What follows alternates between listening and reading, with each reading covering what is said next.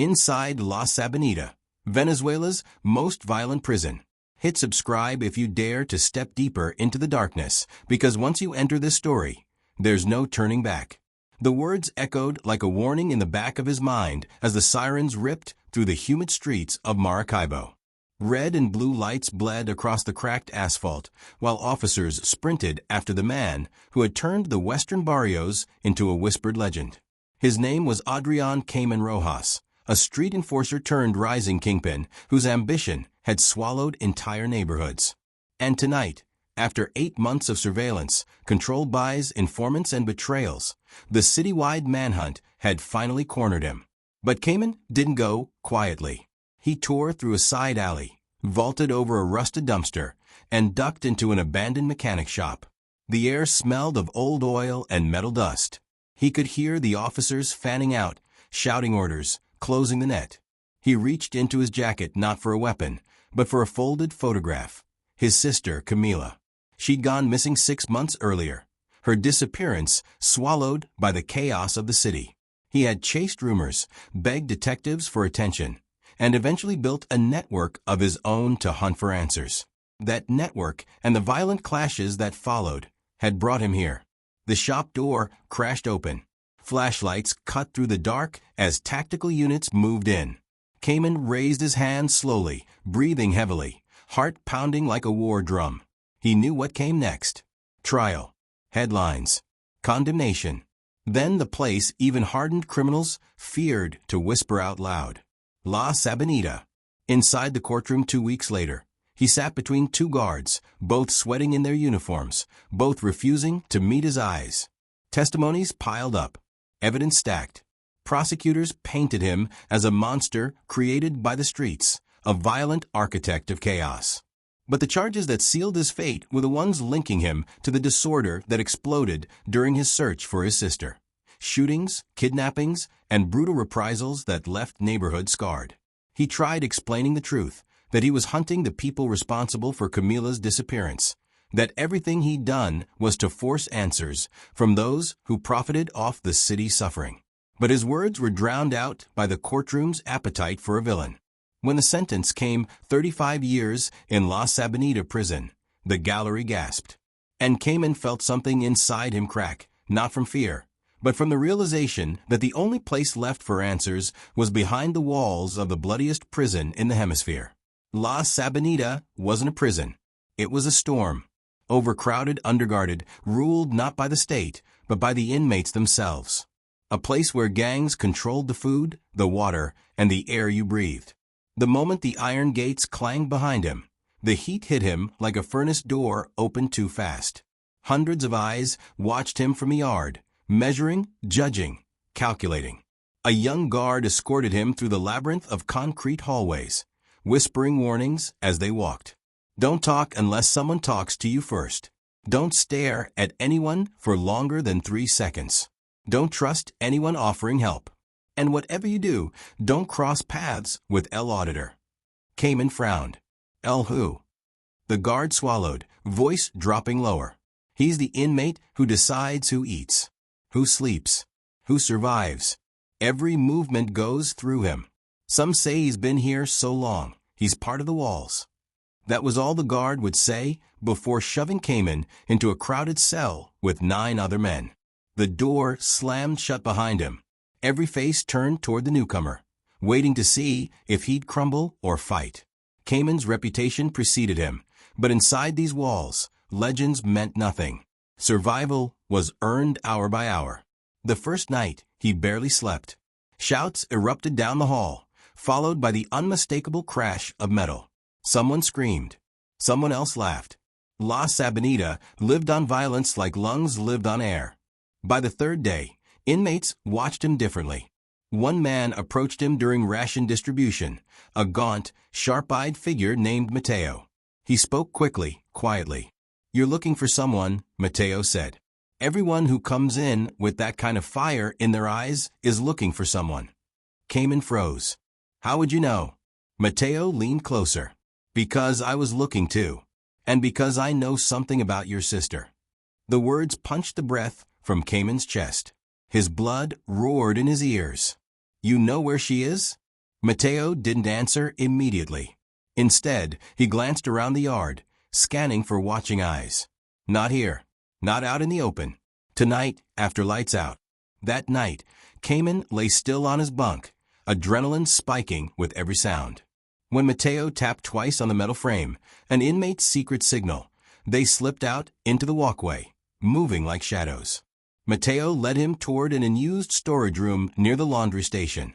The door creaked open, the darkness swallowing them both. But the moment the lights flickered on, Cayman felt his stomach drop. They weren't alone. 3 men waited inside, armed with improvised blades, eyes cold. And at the center stood a tall figure with a scar across his cheek, tattoos curling up his arms like black vines. El Auditor. Cayman realized too, late, that he had walked straight into a trap. And before he could speak, El Auditor smiled, a slow, chilling smile that promised answers he may not survive to hear. "We need to talk about your sister," he said. And then he closed the door. The storage room door slammed shut, cutting off the faint noise of the prison hallway. The fluorescent light above flickered, buzzing like an angry hornet. Adrian Cayman Rojas stood with his back against the wall, muscles coiled, eyes locked on the man who ruled La Sabaneta from the shadows, El Auditor. For a moment, neither of them spoke. The other inmates blocked the only exit, blades glinting like broken glass in their fists. Mateo, the man who had approached Cayman earlier, stood frozen at the entrance, his face pale. It was impossible to tell whether he had led Cayman into a trap or had been forced into it. El Auditor finally broke the silence. "You walked in here thinking you were hunting answers," he said. "But in this place, answers come at a price." Cayman kept his voice steady. "Then name it." El Auditor's smile thinned. "Before your sister vanished, she crossed paths with someone powerful. Someone still pulling strings from outside and inside these walls. And if you really want to know what happened to her, you'll need protection. Mine." The room seemed to shrink around them. Cayman had seen power players on the streets, men who ruled neighborhoods with fear and charisma, but El Auditor carried something different, something darker. The way the others stood behind him wasn't obedience. It was survival. "And if I say no?" Cayman asked, though he already knew the answer. El Auditor tilted his head. "Then you won't last the week." One of the men stepped forward, blade raised. Mateo flinched, stepping between them. "Enough," he whispered. "Not here. Not now. If he dies, we all lose information." El Auditor's eyes flicked toward him with quiet warning, but he lowered his hand. "Very well," he said. "You have 3 days, Cayman. 3 days to prove you're worth keeping alive. After that, whether you join me or not, your fate will be decided." The men filed out silently. Mateo stayed behind just long enough to mutter, "I didn't betray you. I swear." Then he slipped into the hallway, leaving Cayman alone in the stale air. Word spread through the prison by morning. The newcomer had been summoned by El Auditor. Some inmates stared at him with curiosity, others with fear. But most watched him with cold calculation. In La Sabaneta, proximity to power was as dangerous as rivalry. Cayman spent the next hours doing what he did best, observing. The prison was divided like a living organism. There were the weapon makers, carving shanks from toothbrushes. The water brokers, rationing access to dirty barrels. The mess runners, who controlled the food. And above them all, the gangs, each enforcing their own patch of survival. But what unnerved Cayman most were the guards. Some avoided eye contact. Some spoke in hushed tones. Some watched him too closely. It was clear El Auditor's power stretched far beyond the inmate population. Something here was rotten all the way through. At noon, the yard gate opened for recreation. Hundreds rushed out, filling the cracked concrete with movement and noise. Cayman stayed near the fence, surveying the chaos. Mateo found him again, slipping into his shadow, as if afraid of being seen. "You should have stayed away from him," Mateo whispered. "Once El Auditor marks you, you're either useful or dead." "Then tell me what you know now," Cayman said. "All of it." Mateo hesitated. His voice trembled when he finally spoke. "Your sister, she wasn't kidnapped by street gangs like you thought. She was taken because she discovered something. Something connected to a smuggling chain that runs right through this prison. Cayman felt his pulse spike. Smuggling what? Everything, Mateo said. Weapons, drugs, documents, people. La Sabaneta is the hub. And El Auditor, he isn't just an inmate. He's the accountant. The one who keeps the books balanced. Your sister found numbers she wasn't meant to find. Cayman's breath caught in his throat. Camila had worked part-time with a local NGO that reviewed corruption reports and financial inconsistencies. She'd mentioned shady contracts before she vanished, but he had never imagined it ran this deep. Mateo leaned closer. I know where her trail ends, but I can't take you there without protection. If the wrong people see us. A sudden shout cut him off. 3 inmates charged across the yard, their faces twisted with intent. Cayman recognized one, Toro, a brute who served as enforcer for a rival faction inside the prison. He carried a sharpened piece of metal the length of his forearm. Mateo reacted first, shoving Cayman backward as Toro lunged. The blade slashed through air, missing by inches. Cayman rolled, grabbed a loose piece of concrete from the ground, and rose to his feet as Toro swung again. The yard erupted in chaos. Prisoners backed away to form a circle. Some cheered. Some watched with cold indifference. Guards stood at the fences, unmoving, not intervening, not even reaching for their weapons. This wasn't an attack. This was punishment. Cayman dodged another strike, the blade grazing his arm. Pain shot through him, but he refused to slow. He waited for Toro to overextend, then smashed the concrete into his wrist. The blade clattered to the ground. Toro roared in rage, swinging blindly with his other fist. Cayman slipped under it, drove his shoulder into Toro's chest, and sent him crashing to the ground. Before Toro could rise, Cayman pressed the jagged concrete shard to his throat. The crowd fell silent. Toro's breath heaved. His eyes flickered with hatred, then resignation. Slowly, he stopped fighting. Cayman dropped the concrete and stepped back. The message was clear. He wasn't prey. He wasn't running. He was here to survive. And he was here for answers. The crowd parted as Cayman walked away, blood dripping from his arm. Mateo hurried after him, terrified but electrified. You just made yourself a bigger target, Mateo said. No, Cayman replied. I just made myself a player. But when they reached the far corner of the yard, a guard slipped a folded note into Cayman's pocket. No words. No instructions. Just a look. When he opened it later, 2 chilling words stared back at him. Cell Block D, midnight. Mateo's face drained of color. That's El Auditor's territory. Cayman folded the note slowly, heart pounding. This wasn't just another meeting. This was an invitation into the belly of the beast. And whatever waited there would change everything. Midnight in Cell Block D felt like stepping into the lungs of a dying beast, humid, heavy, and suffocating. The corridor lights flickered just enough to reveal peeling walls and shadows that moved like living things. Every footstep echoed across concrete, but behind that echo was an unsettling quiet. Too quiet. There were always noises in La Sabaneta, shouts, metal scraping metal, boot stomping. But tonight, something had silenced the block. Cayman moved carefully, one hand brushing the wall, the other curled into a fist. Mateo had begged him not to come. El Auditor kills people who don't follow orders, he'd whispered. And those who do. But Cayman didn't have a choice.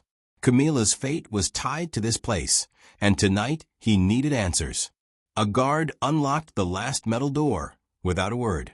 No greeting, no warning. Just a nod. Cayman stepped through, and the door slammed behind him with a finality that rattled his bones. The room beyond was lit by a single hanging bulb, swaying gently as though disturbed moments earlier. In the center stood El Auditor, hands folded neatly behind his back, flanked by 2 men whose expressions were carved from stone. You came, El Auditor said. Most men do not. Cayman forced himself to meet his eyes. You wanted a test.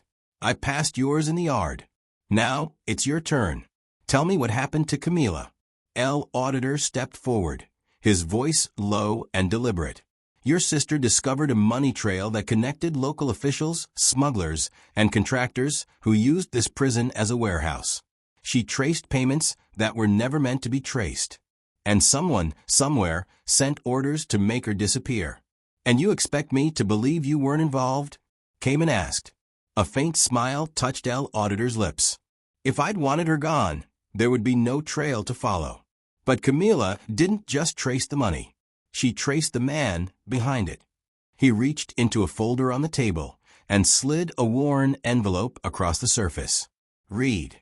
Inside were photocopied documents, financial statements, signed contracts, handwritten notes. And at the bottom, a name. A familiar name. Cayman froze. No, he whispered. El Auditor nodded. I told you this was bigger than gangs and street crime. The man who ordered her disappearance is a politician with national reach. A man who uses this prison as a gatehouse for his business. Cayman's fists clenched so hard his knuckles whitened. So where is she? Dead. The bulb overhead flickered violently, casting El Auditor's face into shifting halves, light and shadow. That depends on what you do next, El Auditor said. Camila's alive. Or she was when she was taken to the holding site near the port. But if you want the location, I need you to help me clean the books. Cayman stared at him. You're asking me to join your operation. No, El Auditor replied. I'm asking you to help me destroy a man who believes he can kill whoever he wants. Including your sister. Including me. The air felt thinner. The walls closer. Why me? Cayman asked. El Auditor stepped so close Cayman could smell the faint trace of disinfectant on his clothing. Because you're the only man in this prison who's not afraid to die. And those men make the best allies. Before Cayman could respond, the lights cut out entirely. A scream rang from the hallway. Then all hell broke loose. Gunshots cracked through the darkness. Not shivs. Not improvised weapons. Firearms. The walls vibrated under the thunder of boots. Inmates down, someone shouted. Find El Auditor. Kill him. Cayman's pulse surged. Whoever was after him wasn't waiting for negotiations. El Auditor moved with terrifying precision. They're here for both of us. Stay close. He reached under the table and pulled out a metal rod. Thick, heavy, sharpened. He tossed another to Cayman. We fight our way out. Then I show you where Camila is. Before Cayman could protest, the door exploded inward. Masked assailants rushed in, firing wildly. Concrete dust filled the air. Cayman ducked behind a pillar as bullets ripped through the room. El Auditor slammed one attacker into a wall, twisted his arm, and disarmed him in seconds. Cayman charged another, using the metal rod to knock the rifle free and sweep the man to the ground. The attackers weren't inmates. They were mercenaries. The same kind of men used by politicians to erase problems. Mateo burst into the room, breathless and terrified. They're not stopping. The guards, half of them, are helping the mercenaries. They're killing anyone who gets in the way. El Auditor, another inmate yelled from a corridor. Both wings are breached. They want the ledger. That word stopped everyone. Ledger. The book Camila had been tracking. The book that could bring everything crashing down. El Auditor grabbed Cayman's shoulder. We have to get to the records room. If they get the ledger, your sister vanishes forever. They sprinted through the corridor as bodies, mostly inmates, a few guards, lay scattered across the floor. Smoke choked the air. From the opposite end of the block, more mercenaries poured in. Cayman fought with everything he had. Not for survival. Not for vengeance. For Camila. El Auditor led them through a side corridor that opened into an abandoned storage area. Behind a stack of rusted metal crates was a hidden door. He shoved it open, revealing a narrow staircase descending into darkness. Ledgers below, El Auditor said. If we get it, we control the story. If they get it, your sister is gone. They descended into the archives, rows of old boxes, cabinets, and a single reinforced safe. El Auditor knelt, spun the dial. Gunshots echoed above them. Then footsteps. The mercenaries had found the stairs. Faster, Cayman whispered, gripping his weapon. They're coming. The safe clicked open. Inside was a single black notebook. L. Auditor handed it to Cayman. This is everything. Names, payments, dates. Your sister's captors. Keep it safe. Cayman opened it, then froze. On the last page was a note. If you're reading this, I'm still alive. Don't stop. Camila. His throat tightened. Suddenly, the staircase erupted in gunfire. Mateo screamed as bullets tore into the room. Mercenaries flooded the entrance. Cayman grabbed the ledger and ran with L. Auditor toward the emergency hatch at the back of the archive, a tunnel rumored to connect to the exterior maintenance yard. As they pushed through the hatch, the world outside was lit by flames. La Sabaneta burned, sirens wailing in the distance. Prisoners scattered into the night. Guards abandoned their posts. Behind them, mercenaries closed in. L. Auditor grabbed Cayman's arm. Listen, you get that ledger to the outside world, and you save your sister. You expose the men who run this place. That's your path. What about you? Cayman asked. L. Auditor shook his head. Legends don't leave. They stay where they're needed. Before Cayman could stop him, L. Auditor pushed him through the hatch and slammed it shut. Gunfire thundered behind the metal door. Cayman ran into the night, clutching the ledger. La Sabaneta, the prison that swallowed men whole, was collapsing behind him. But now he had something more powerful than vengeance. He had the truth. And somewhere out there, Camila was still alive. He vanished into the darkness, the ledger pressed to his chest. If the world wanted to watch, let them. This was the birth of a legend.